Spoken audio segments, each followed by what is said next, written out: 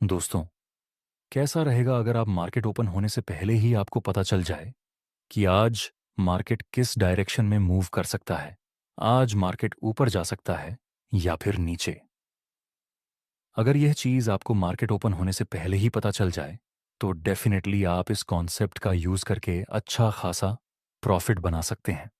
और ये चीज़ आप कर पाएंगे डेली बायस का यूज़ करके।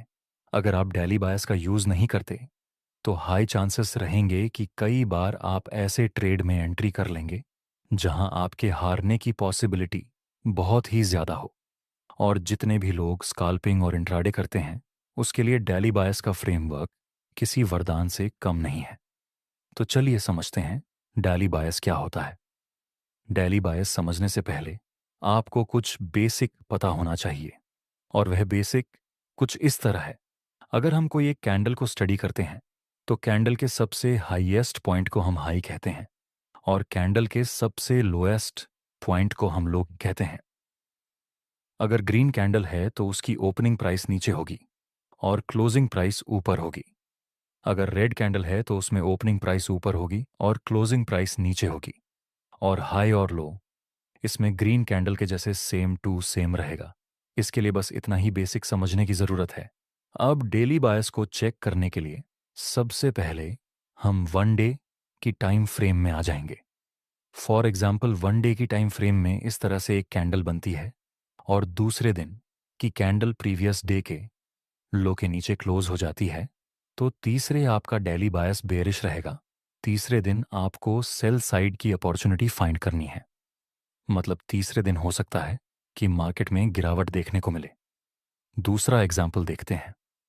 ये भी हमारी डेली टाइम फ्रेम की कैंडल है, तो इस हाई को हम प्रीवियस डे हाई कहेंगे और इस लो को हम प्रीवियस डे लो कहेंगे। दूसरे दिन let's suppose market previous day high के ऊपर क्लोजिंग दे देता है, तो तीसरे दिन आपको बाय साइड की अपॉर्चुनिटी फाइंड करनी है। और तीसरे दिन हो सकता है कि मार्केट उसी डायरेक्शन में मूव करे। ये बहुत ही सिंपल है। अगर डेली टाइम फ्रेम में प्राइस कैंडल लो के नीचे क्लोजिंग दे तो तीसरे दिन हमें सेल साइड की अपॉर्चुनिटी फाइंड करनी है। और अगर डेली टाइम फ्रेम में प्राइस प्रीवियस डे हाई के ऊपर क्लोजिंग दे तो वहां पर हमें तीसरे दिन बाय साइड की अपॉर्चुनिटी फाइंड करनी है। लेकिन कई बार जब हम डेली बायस को एनालिसिस करते हैं तो वहां पर हमें क्लोजिंग नहीं देखने को मिलती। कई बार क्या होता है, फॉर एग्जाम्पल ये हमारी डेली टाइम फ्रेम की कैंडल है।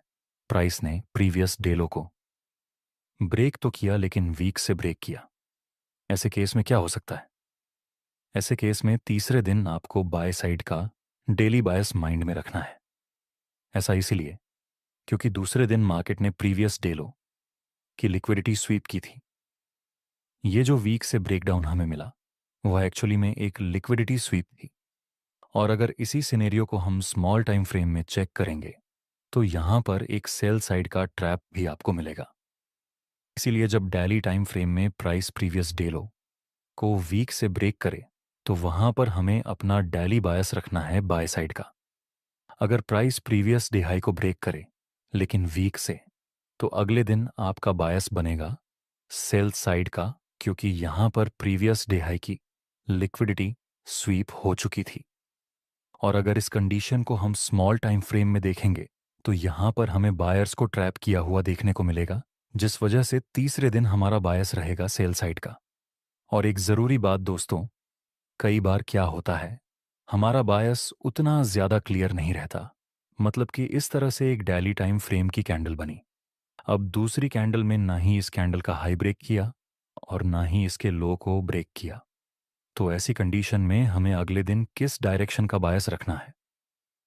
अगले दिन हम देखते हैं कि तीसरे दिन भी मार्केट में ना ही प्रीवियस डे कैंडल का हाई ब्रेक किया और ना ही प्रीवियस डे कैंडल का लो ब्रेक किया, लेकिन इसके अगली वाली कैंडल का जो हाई था उसको ब्रेक कर दिया। ऐसी कंडीशन में आप दो टाइप से अपना बायस क्लियर कर सकते हैं। जब भी ऐसा हो तो कई लोग ऐसा समझते हैं कि प्राइस ने इस प्रीवियस कैंडल का हाई ब्रेक किया तो मार्केट एटलीस्ट यहां तक तो जा ही सकता है।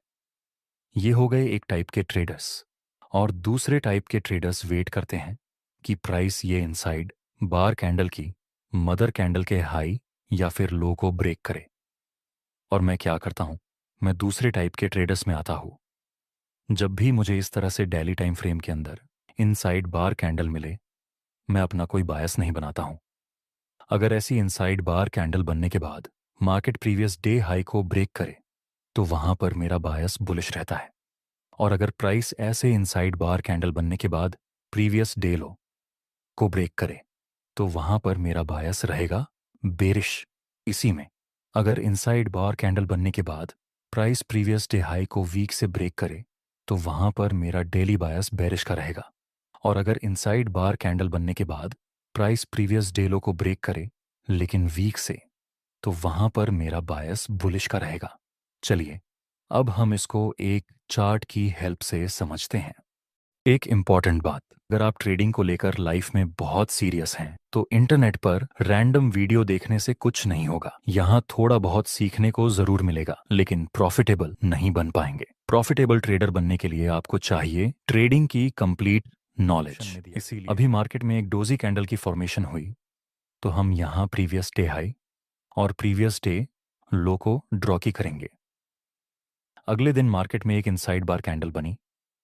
मार्केट ने ना ही प्रीवियस डे हाई को ब्रेक किया और ना ही प्रीवियस डे लो को ब्रेक किया, तो हम वेट करेंगे कि मार्केट किसी एक लेवल को ब्रेक करे, तभी हम अपना बायस डिसाइड करेंगे।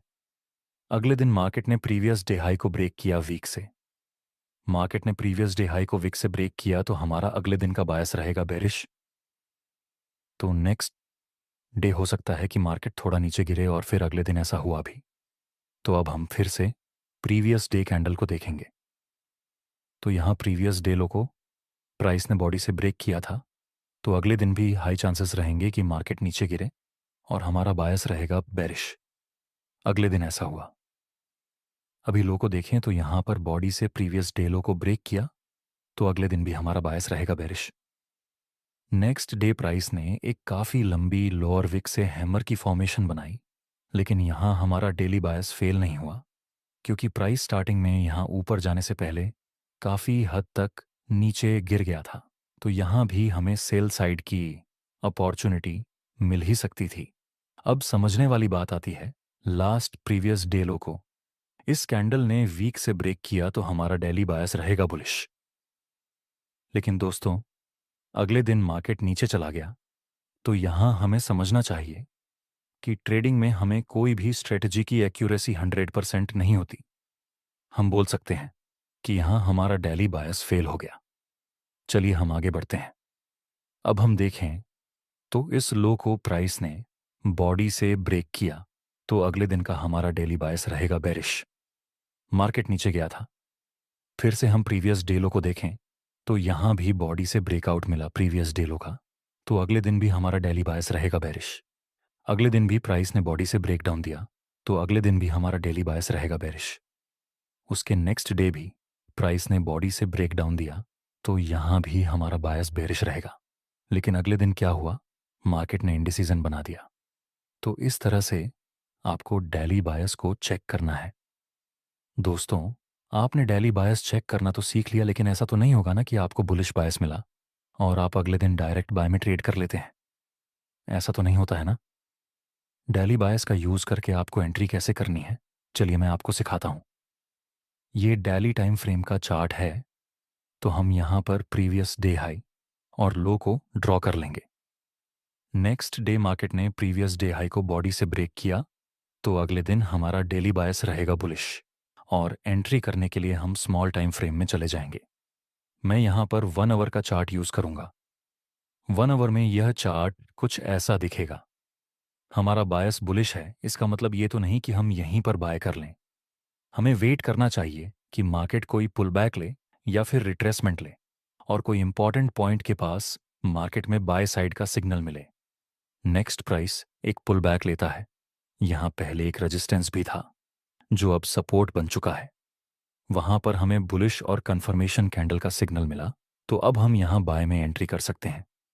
हमारा स्टॉप लॉस इस रेजिस्टेंस से थोड़ा नीचे रहेगा और टारगेट के लिए हम इस सप्लाई जोन का यूज करेंगे, जिसमें हमारा रिस्क टू रिवॉर्ड रेशियो 1:3 का बन रहा है। नेक्स्ट हमारा टारगेट बहुत ही जल्दी कंप्लीट हो गया। तो इस तरह से आपको डेली बायस देखना है और लोअर टाइम फ्रेम में एंट्री करनी है। मेरा यकीन मानिए दोस्तों, इस कॉन्सेप्ट का यूज़ करके आपको बहुत ही अच्छा खासा बेनिफिट मिलने वाला है अपनी ट्रेडिंग जर्नी में। तो इसकी प्रैक्टिस करिए और इस वीडियो में अपना प्यारा सा कमेंट कर दीजिए। धन्यवाद।